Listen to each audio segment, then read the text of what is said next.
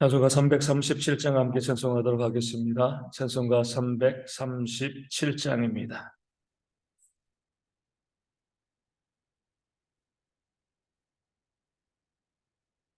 찬송가 337장입니다.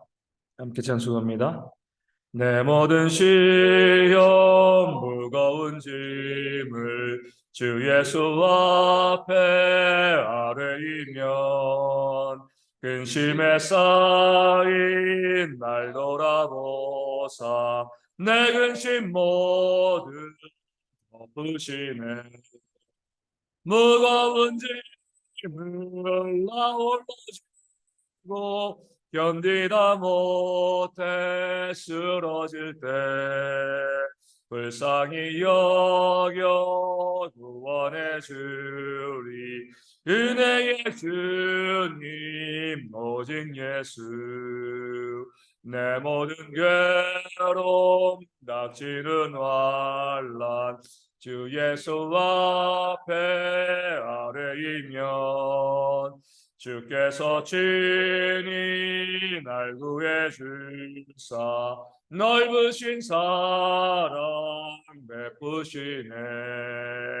무거운 짐을 나 홀로 지고 견디다 못해 쓰러질 때 불쌍히 여겨 구원해 주리. 은혜의 주님 오직 예수. 내 짐이 점점 무거워질 때 주 예수 앞에 아뢰이면 주께서 친히 날 구해 주사 내 대신 짐을 져주시네.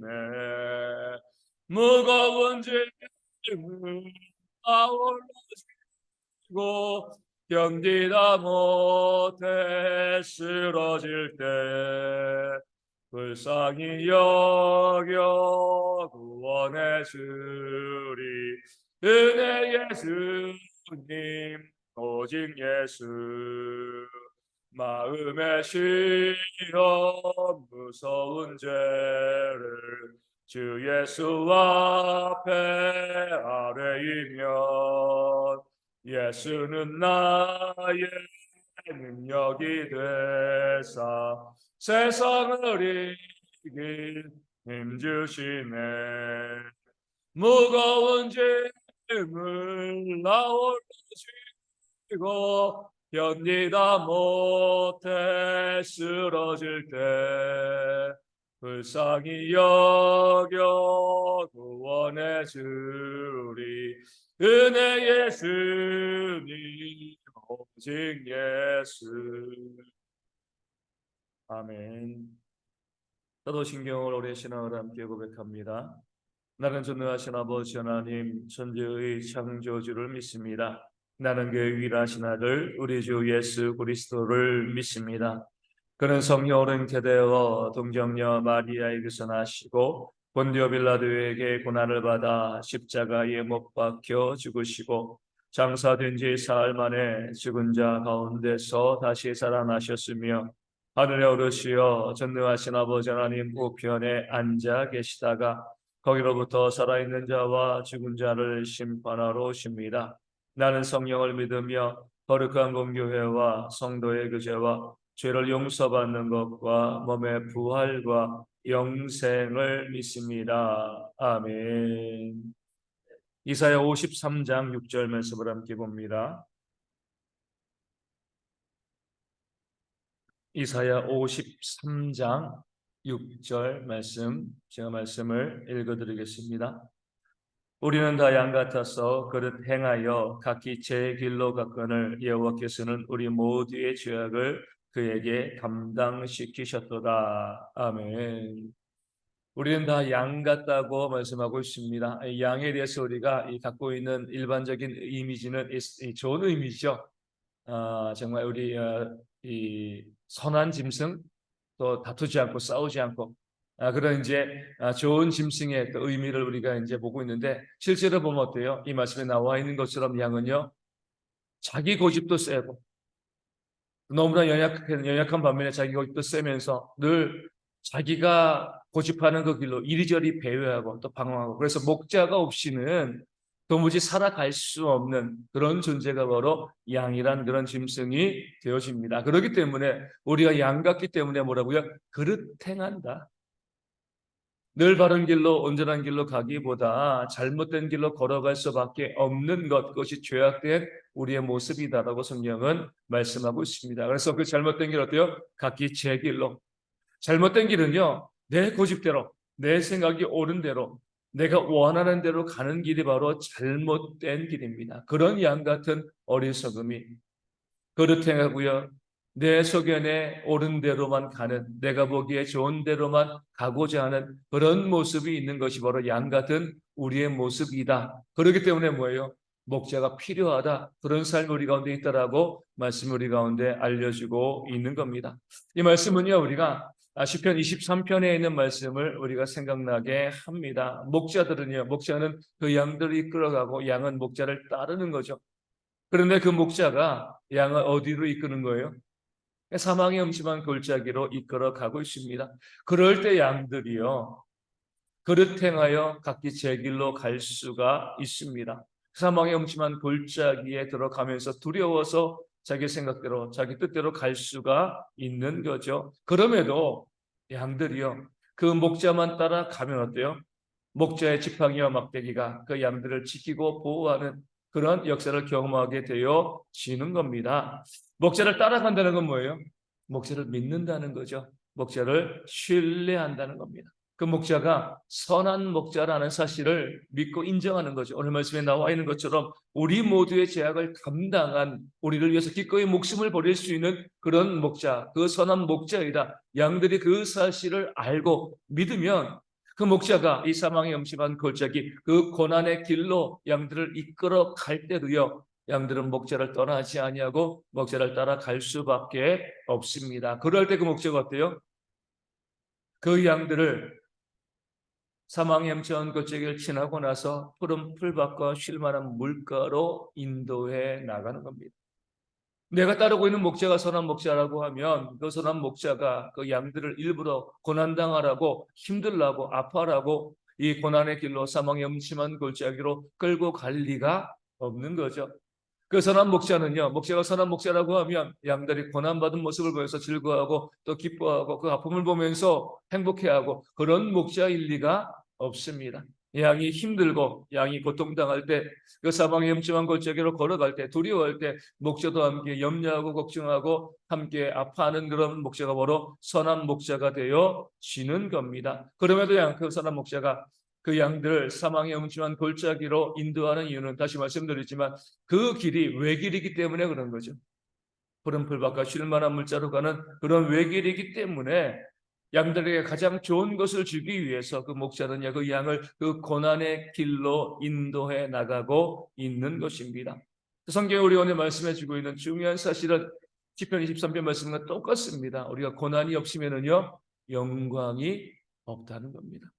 고난은 싫은 겁니다. 받고 싶지 않은 거죠. 하지만 이 고난이 하나님의 축복으로 가는 외길이기 때문에 우리가 이렇게 생각하시면 안 돼요. 고난 없이 복을 받고자, 하나님의 은혜를 누리고자, 그럴 수 없습니다. 그럴 수 있다면 우리 선한 목사이신 하나님께서 왜 우리를 고난의 길로 이끌어 가시겠습니까?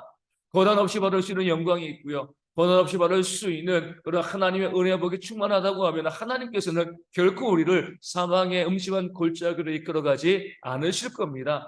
선한 목자이시고요, 그 선한 목자이시기 때문에 우리 가운데 은혜와 복을 내려주시고요, 우리 가운데 영광의 길을, 우리에게 영광을 주시기 위해서 어쩔 수 없이 우리를 사망의 음침한 골짜기, 그 고난의 길로 우리를 인도해 내시는 겁니다. 그렇기 때문에 욥이 고백하잖아요. 주가 나를 단련하신 후에는 내가 순금같이 되어 나오리이다. 그 단련과 그 정년의 과정, 그 고난의 과정이 있지 아니하고서는 내가 순금이 되어질 수가 없는 거죠. 그렇기 때문에 우리는 이 고난의 길을 인도하시는 그 하나님의 뜻을 깨달아 알고요, 우리 목자 되신 그 예수님, 그 선한 목자를 우리가 깨달아 알고 우리의 모든 죄악을 담당하시기까지 우리를 사랑하시는 그런 주님이신 줄 알고요, 또 주님께서 우리를 고난의 길로 인도하실 때에 함께 그 고난을 받고요, 고난을 피하지 않는 그런 지혜가 우리 모두 가운데 있어야 할 줄로 믿습니다. 어리석은 양들은 뭐예요? 이렇게 주장을 합니다. 목자가 선한 목자라고 하면 뭐예요? 우리를 이 사망의 음침한 골짜기로 이끌어 갈 리가 없어. 이렇게 생각하는 성도들이 얼마나 많은지 몰라요. 하나님이 나를 사랑하시는데 왜 나에게 고통을 주셔? 하나님께서 정말 좋으신 분이라고 하고 정말 살아계시다면 내 삶에 어려움이 있으면 안 되지, 이렇게 말씀하시고 이렇게 생각하는 그런 사람들이 있습니다. 어리석은 거죠. 그런 사람들이기 때문에 어때요? 목자가 양들을 사망의 음침한 골짜기로 이끌어 가면은요, 야, 저 목자는 진짜 목자가 아니야, 선한 목자가 아니야, 그렇게 생각하고요, 그 사망의 음침한 골짜기 입구에서 목자를 피하고요, 목자를 피해서 도망가는, 각기 제 길로 가는 그런 양들이 있습니다. 그럴 때 어떤 일이 벌어질까요? 목자의 지팡이와 막대기가 없기 때문에 그 사망의 음침한 골짜기, 늑대가 사망의 음침한 골짜기에 있겠습니까? 좋은 곳에도 이 늑대도 있고요, 들짐승들이 있는 거죠. 목자를 떠나게 되었을 때에 오히려 들짐승에게 서로 잡아 또 죽게 되는 그런 일들, 더 큰 고난과 또 실패와 낭망을 더 경험하는 그런 일들이 어리석은 양들에게 발생하게 되어지는 겁니다.